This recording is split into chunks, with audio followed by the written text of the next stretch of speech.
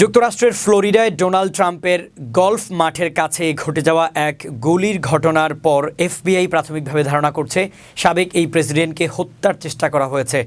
সংস্থাটি এক বিবৃতিতে জানায়, স্থানীয় সময় রোববার দুপুর 1:30-এর দিকে ফ্লোরিডার ওয়েস্ট পাম বিচ এলাকায় এই ঘটনা ঘটে। সন্দেহভাজন এক ব্যক্তিকে অস্ত্রসহ আটক করা হয়েছে, তবে এ ঘটনায় কেউ হতাহত হননি।